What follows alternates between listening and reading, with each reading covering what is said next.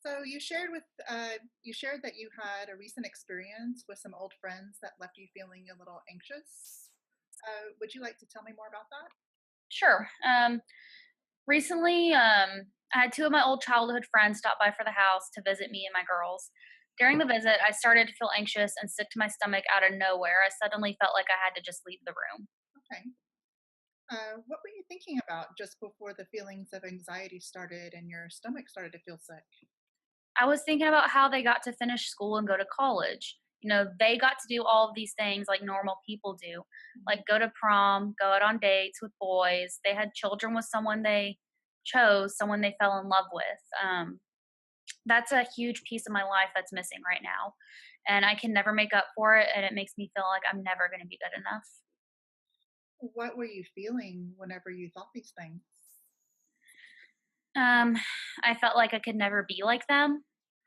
Too much time has passed. There is no way I could ever finish school and go to college. That just makes me feel sad.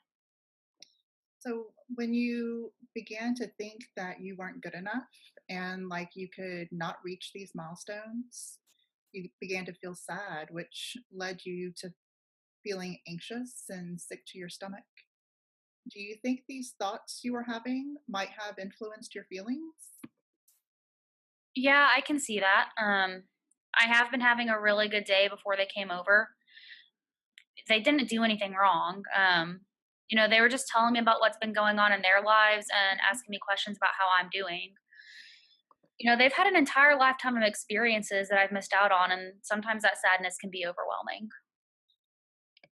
You've identified an automatic thought, and these thoughts have an effect on both emotions and behavior.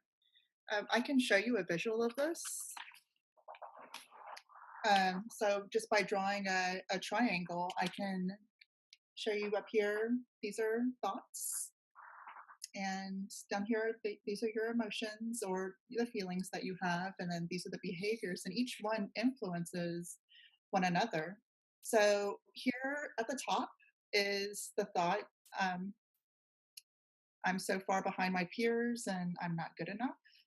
Uh, this in turn makes you feel sad, which then has effect on your behavior. So in the example that you gave, you began to feel sad and your stomach began to hurt seemingly out of nowhere. Can you think of any other time when your thoughts might have influenced your feelings or behaviors?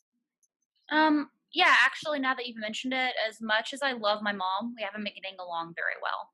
Okay. I feel like lately she's always pushing me to do something, and it makes me angry, and we end up in an argument. So you said that your mom's been pushing you. What is it that she's saying or doing that's making you feel that way? She keeps telling me that she wants me to finish school so that I can apply to go to college.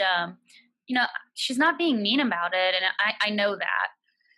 She just won't let it go. She doesn't understand that I want nothing more than to finish school. Mhm. And college, I mean, that just seems so far out of my reach. After all, I only have a fifth grade education. Okay, so thinking back to the triangle, uh, what automatic thoughts would you place up here at the top? I'm not smart enough to finish school, much less apply to college. Okay. So I recall you telling me in some of our earlier sessions how when you were still living in the backyard of Philip and Nancy's house, you taught your girls how to read. You taught them how to grow a garden. Since coming back home, you've learned how to drive. Um, these are some pretty significant accomplishments. How do you feel when you think back over these things that you've done? That maybe there is some hope after all. So, what feeling would you place here at the top of the triangle? Um, what is it that you're feeling before you and your mom began to argue? What feeling would you put up here? Anger for sure, Mhm. but I also feel helpless and scared. What if I don't even finish school and go to college? I want to have a better example than that for my daughters. Okay. So you're definitely digging deep into what you're feeling and what might be triggering your anger. And I think you're close to answering my next question, which is what would you identify as the behavior this one right over here.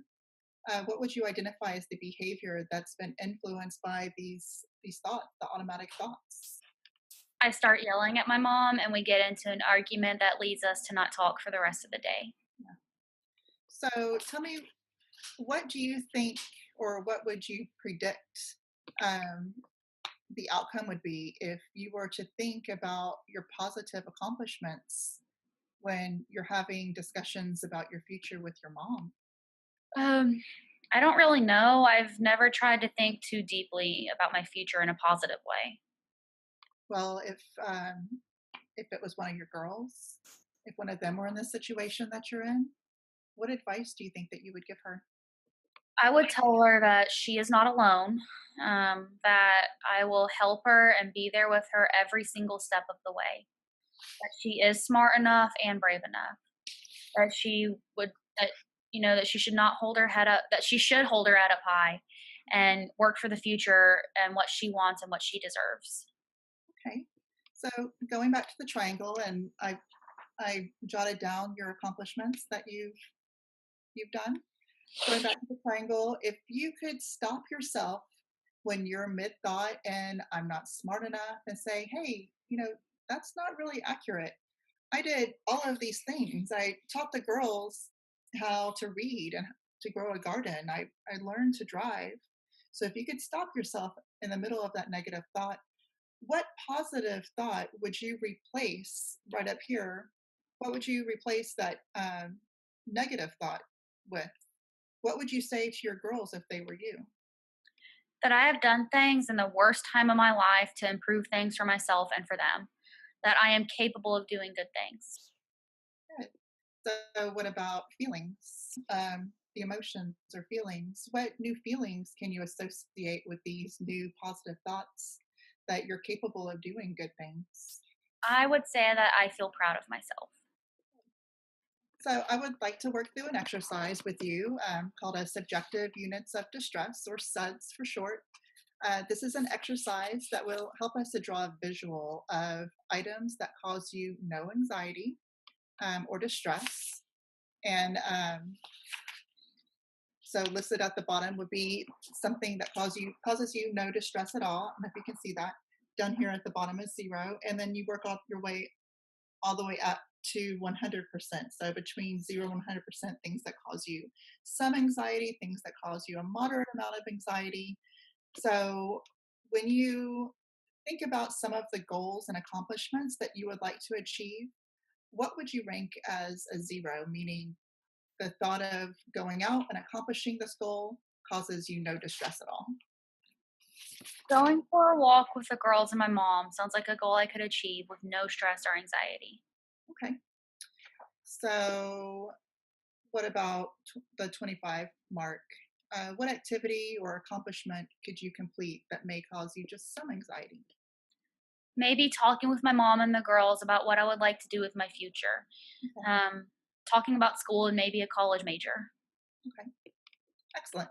So, the 50% or the 50 mark, that would represent an activity or an accomplishment that causes you a moderate amount of anxiety. What would you put there? Maybe looking online at a GED program, looking at some colleges online, stuff like that. And how about 75? What goal would cause you some anxiety? Actually signing up for a GED program. I'm feeling a little queasy right now just thinking about it. So I understand, and thinking ahead like that can seem pretty overwhelming. What about 100? What goal would you like to set for yourself? If I had to list something right now, it would definitely be actually going to a college. So here's the list that we put together, and I'll send this home with you. And I would like to encourage you to try some of these goals and accomplishments that you've listed here as many times as you think is necessary for them to lose their anxiety position on this hierarchy that we've come up with here. There's no time frame expectation here. You move as fast or slow through this ranking as you see fit. Is this something that you think that you can do? Yeah, it kind of gives me a direction to go in, like a guide to follow. I'd Okay, like to at least try it. good. Try to attempt at least one of the items that you've listed on your SUDS hierarchy during this week. And also, maybe monitor your thoughts and feelings while you're working through the exercises.